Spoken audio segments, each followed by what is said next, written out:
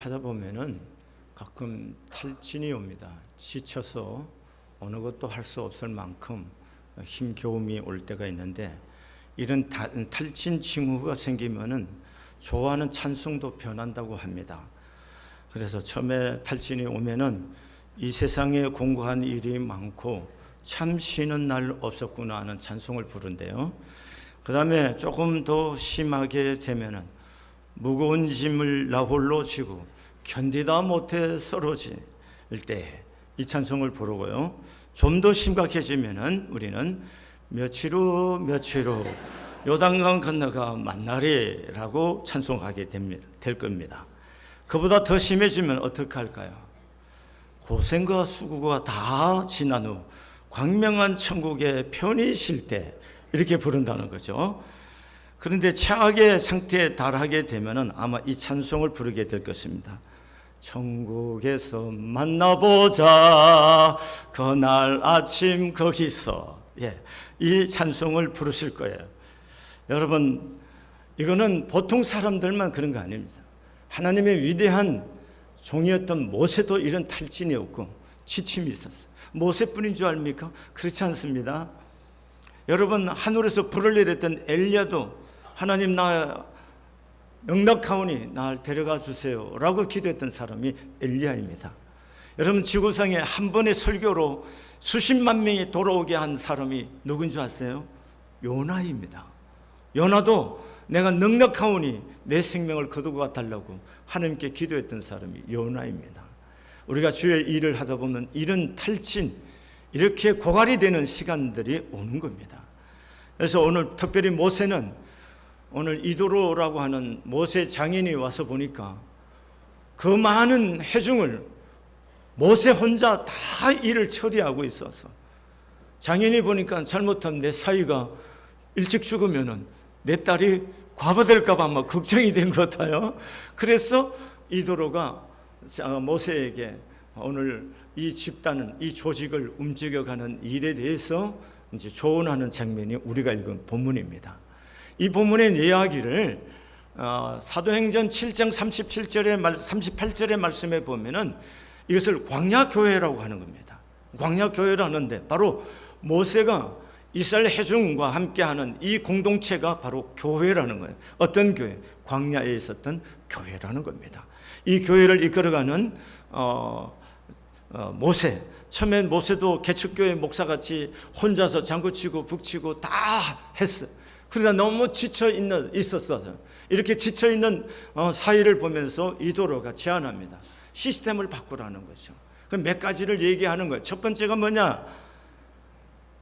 모든 사람들의 문제를 너 앞에만 가져오게 하지 말고 스스로 하나님 앞에 가지고 와서 문제를 풀 수 있도록 하나님 앞으로 이끌어 가도록 그렇게 제안하는 것이고, 두 번째는 미리 하나님의 말씀이 무엇인지 하나님의 윤례와 법도를 가르쳐주고, 그리고 갈 길과 마땅히 해야 할 일들을 그들에게 보여라, 할 일을 보여주라, 이렇게 공고합니다.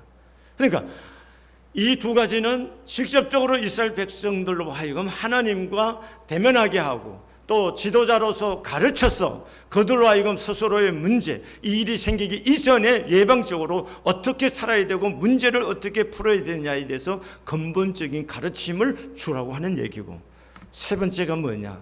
너 혼자 이거 다 버거우니까 너 협력자를 세우라는 거야. 그 협력자가 1000부장, 100부장, 50부장, 10부장이라고 하는 리더들을 세워서서 위임을 시켜주라, 그런 얘기인 겁니다.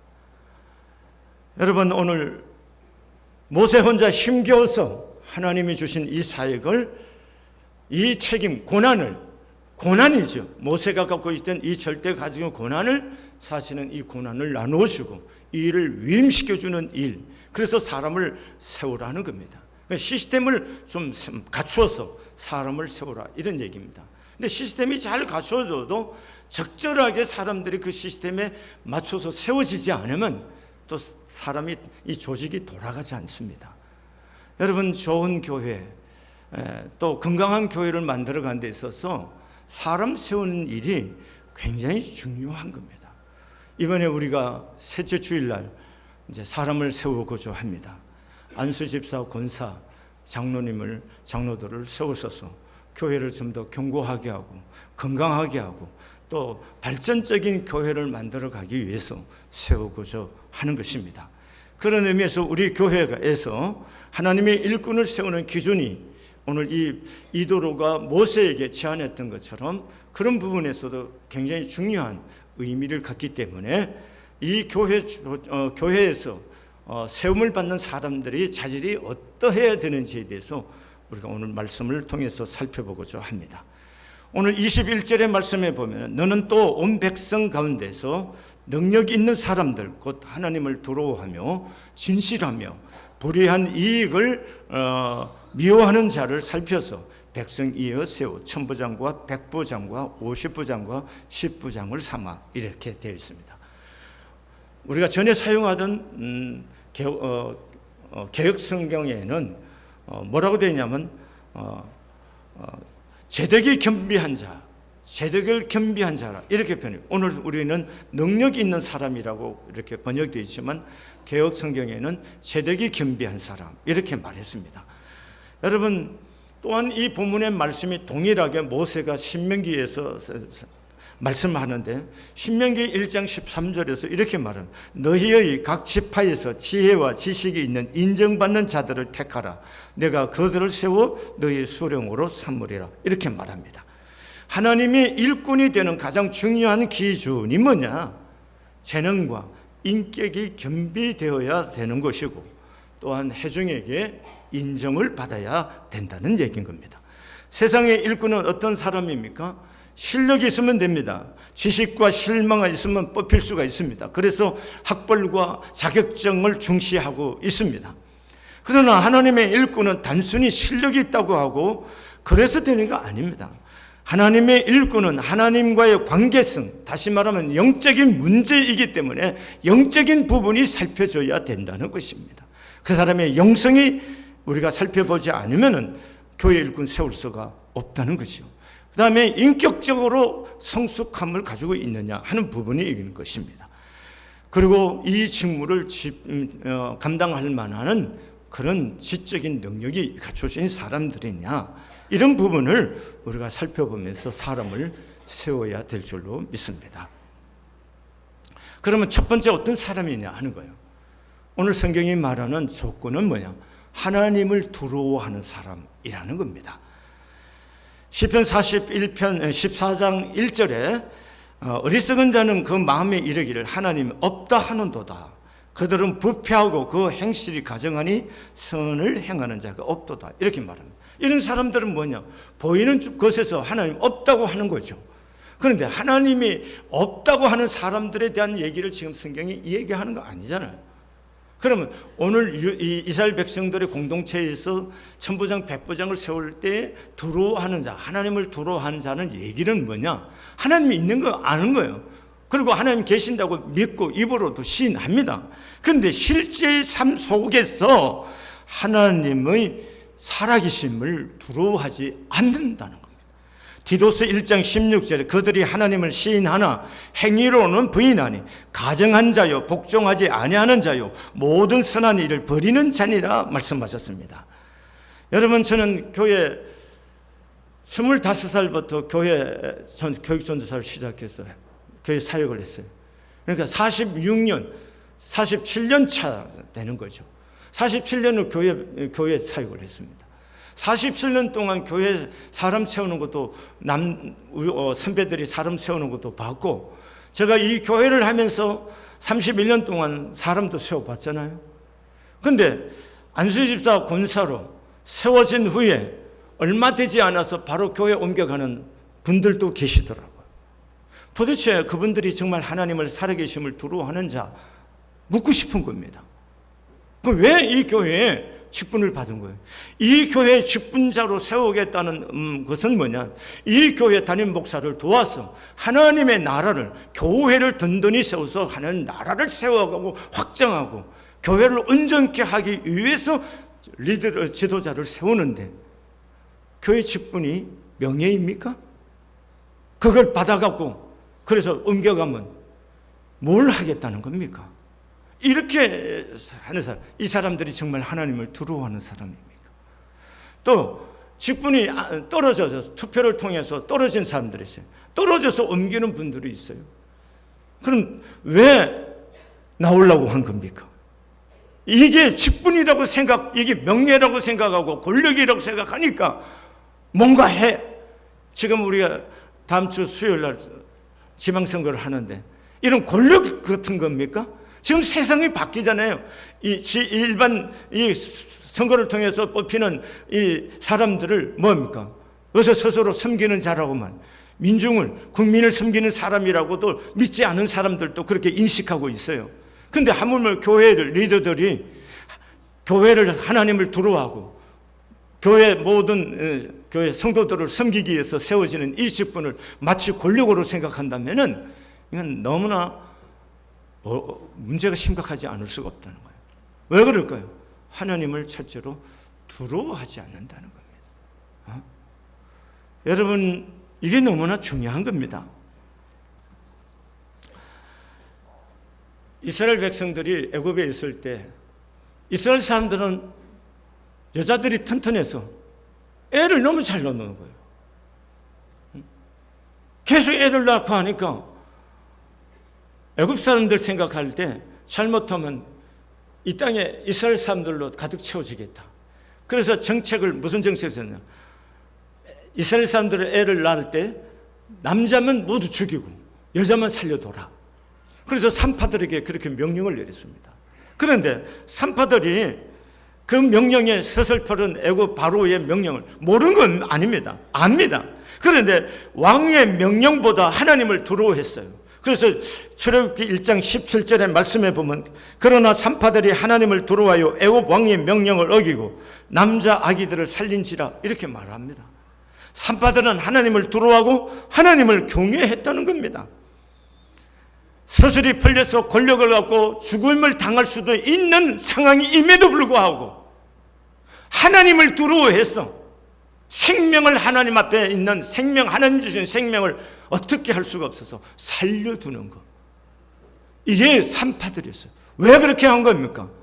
하나님을 두려워했다는 겁니다. 우리가 정말 하나님을 두려워하고 사는 사람들이냐는 거예요. 깊이 생각해 보세요.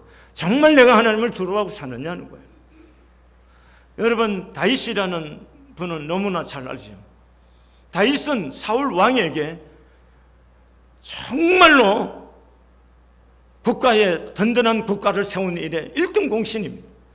블레셋의 골리앗이 와서 이스라엘을 정복할 수도 있는 그 위기 상황에 다윗이 나가서 골리앗을 죽이고 이스라엘을 구원했어요.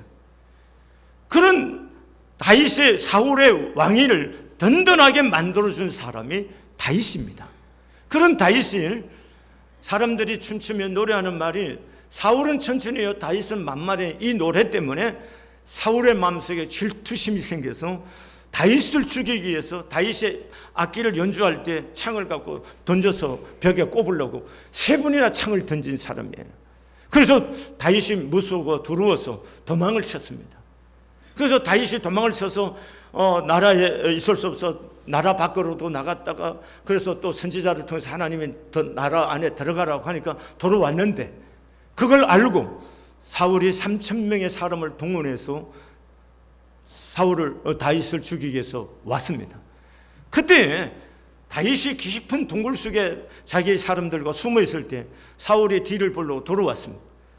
다윗의 사람들이 이것은 하나님께서 우리들에게 붙여주신 절호의 찬스니까 이걸 제거하자 그럽니다. 근데 다윗은 가서 옷자락 하나만 비어서 왔어요. 그런데 그것도 못 견뎌합니다. 다윗의 사무엘상 24장 5절에서 7절까지에 그리한 후에 사울의 옷자락 뱀을 말미암아 다윗의 마음이 찔려 자기 사람들에게 이르되 내가 손을 들어 여호와의 기름 부음을 받은 내 주를 치는 것은 여호와께서 금하시는 것이니 그는 여호와의 기름 부음을 받은 자가 됨이니라 하고 다윗이 이 말로 자기 사람들을 금하여 사울을 해하지 못하게 하니라. 사울이 일어나 굴에서 나가 자기 길을 가니라. 이렇게 말합니다. 자 보세요. 사울을 죽였다고 해서 이스라엘의 어떤 사람도 다윗을 비난하고 이거는 반란을 이렇게 하지 않을 상황입니다. 그럼에도 불구하고 백성의 여론이 중요한 것이 아니고 하나님 그분이 세운 그 사람의 옷자락만 뵌 것만으로도 마음에 찔리고 아파. 이게 다윗이었다는 겁니다. 이게 하나님을 두려워하는 삶의 방식이라는 겁니다.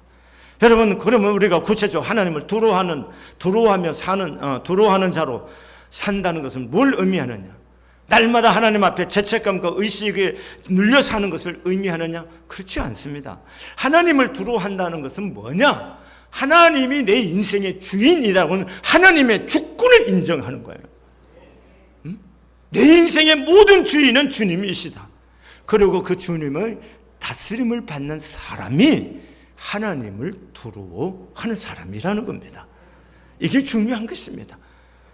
여러분, 우리가 신앙생활하면 이 부분과 씨름하지 않으면 그가 목사로 살았냐 장로로 살았냐 무슨 의미가 있겠습니까?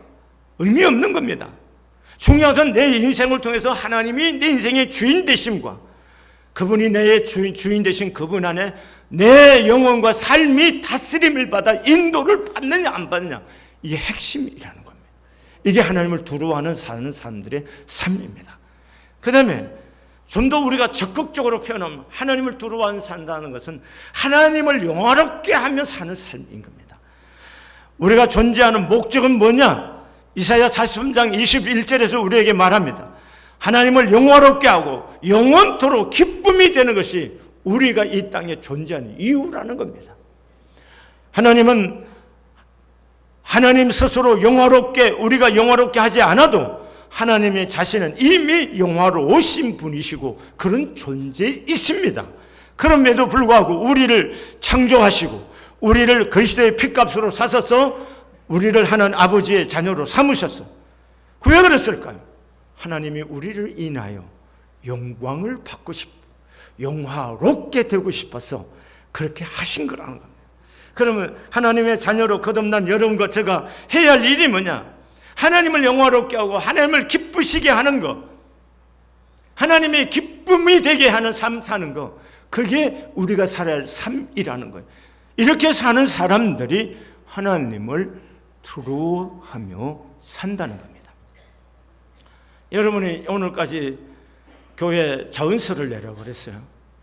여러분이 자원서를 낸 사람들 중에 정말로 이런 두려움을 갖고 있습니까? 생각하시라고요.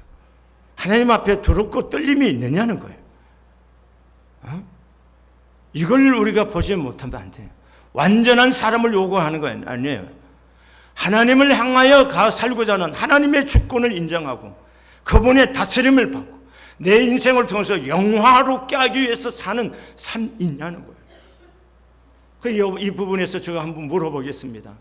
안수 집사 권사는 봉사직이고 이기 때문에 그나마 우리들이 좀 오래됐거나 또 교회 열심히 하신 분들 또 안수집사에서 권사에서 여성교에서 남성교에서 추천하라. 그래서 그분들을 세운 일은 별 문제 없어요. 그러나 장로로 세움을 받겠다는 것은 더 이상 그분을 검증할 수 있는 시간이 없는 겁니다. 세워지면은. 그러면 여러분은 장로로 여러분 이 성한 교회를 섬기겠다고 하시는 분들은 하나님을 영화롭게 하는 삶을 실제로 살았느냐는 거예요. 그럼 그렇게 큰 덩어리에서 묻지 않겠습니다. 쉽게 얘기하겠습니다. 여러분, 이 교회를 개척해 올 때 저와 함께 가난한 사람들이 저와 함께 개척교회 시작했습니다. 나도 가난했고 교회도 개척교회였고 그 지역에 사는 모든 분들이 다들 어려웠던 사람들입니다. 그래서 처음 교회를 땅을 사고 올 때에 나와 우리 간석동에서 그 가난한 교회에서 오던 분들은 힘을 다해서 헌금을 드렸습니다. 사실 가난한 사람들이었습니다.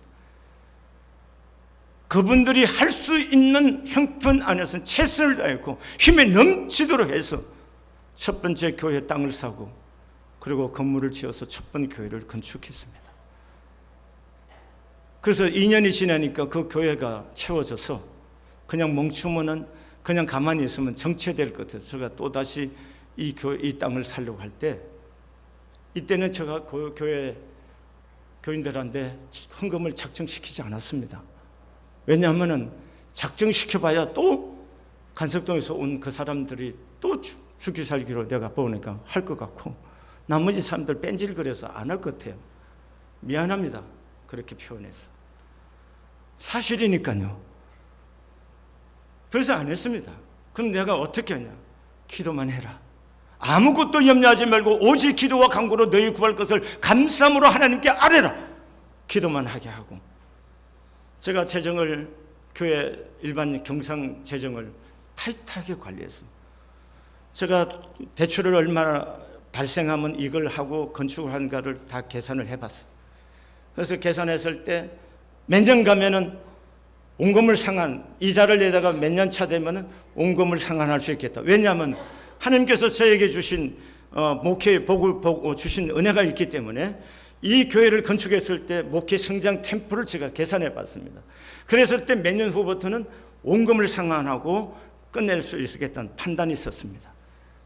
그래서 우리는 건축 작정 오늘까지 한 번도 하지 않고 이 교회를 지었고, 교회를 짓고 나서 바로 제가 건너편에 있던 바로 앞에 있는 5층짜리 남동 안마 시술소 건물을 매입을 했습니다. 그거 할 때도 목사님 도저히 건물 빚 갖고 건축해 놓고 또 빚 내가고 저걸 사십니까? 그랬어요. 그걸 사지 않으면 타이밍이 안 맞고 그거 없이는 주차장이 없는데 교회 될 수가 없어서 그래서 샀어. 밀어붙였어. 그러고 나서 끝났습니다. 다 갚았어요. 다음번에 저걸 할 때는 또 빚내가 하기는 약간 위험 부담이 있어요. 이게 재래시장 살려고 할 때. 왜냐하면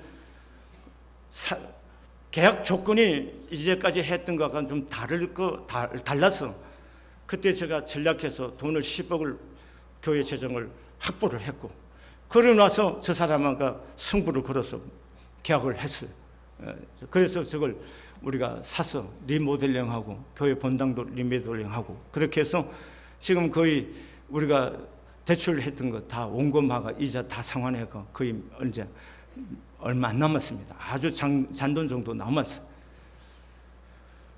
여러분, 제가 생각하는 겁니다.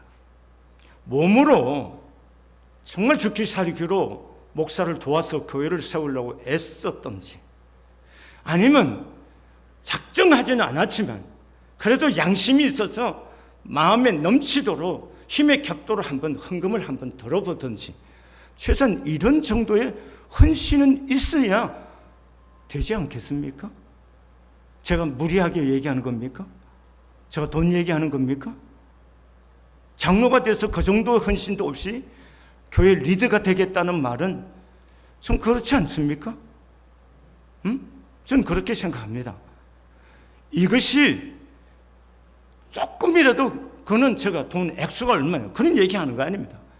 사람이 살아가는데 경제 형편이 다 다르습니다.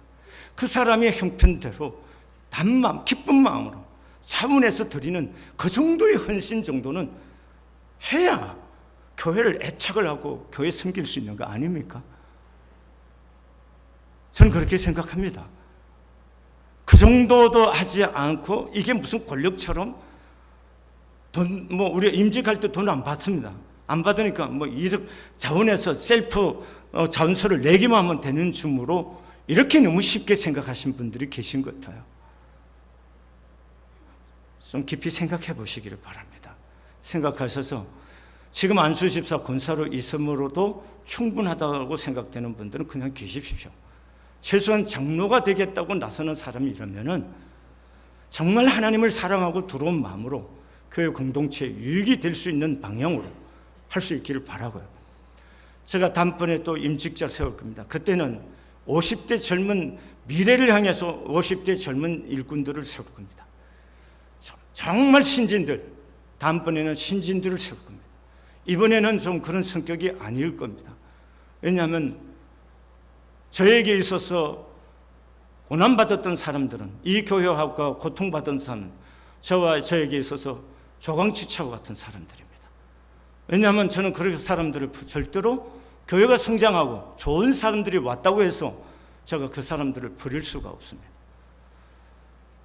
다음번에는 미래를 향해서 이 과거의 이 교회 아무 연관 없이도 미래의 일을 이 교회를 이끌어갈 수 있는 리더가 될 수 있는 사람들을 세울 거예요. 이번에는 양해를 여러분들에게 좀 구하겠습니다. 이 교회를 위해서 저와 함께 고생했던 사람들에 대해서 배려해 주시기를 부탁을 드립니다. 하나님을 두려워한다는 것은 주님 앞에서 민감한 떨림이 있어야 된다는 거예요. 내가 내 영혼이 하나님을 향해서 민감한 떨림이 있느냐는 거예요. 이런 떨림이 없는데 어떻게 하나님을 두려워한다는 겁니까? 이런 부분을 여러분 가슴에 좀 새길 수 있기를 부탁합니다. 두 번째는 진실한 자입니다. 신명기 32장 4절에 그는 반석이시니 그가 하신 일이 완전하고 그의 모든 길이 정의롭고 진실하고 거짓이 없으신 하나님이시니 공의롭고 바르시도다 이렇게 말. 시편 117절 2절에 우리에게 행하신 하나님의 인자하심이 크시고 여호와의 진실하심이 영원합니다 이렇게 말합니다. 하나님은 진실하신 분이라는 겁니다. 그래서 진실을 원하는 겁니다. 교회 지도자가 되는 사람이 진실하지 않는다. 있을 수가 없습니다. 교회 돈을 원하지 않습니다. 돈 가졌다고 해서 교회 일꾼 장로 된다. 천만의 말씀입니다. 그런 일이 있을 수가 없어요. 교회는 정직해야 되고 진실한 사람들이 교회 지도자가 되어야 된다는 겁니다. 아멘이세요? 저는 남은 생에 저도 마찬가지고 제가 기대하는 우리 교인들 세상에 사는 동안에 저 목사님은 저 장로님은 저 지소는 진실해 믿을만해 이런 말을 좀 들으면서 살아볼 수 있기를 바랍니다. 그래서 여러분이 혹시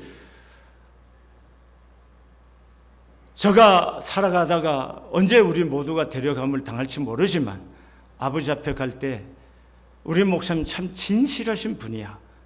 최소한 우리 교인이 나를 향해서 그렇게 말하는 목사이고 싶어요.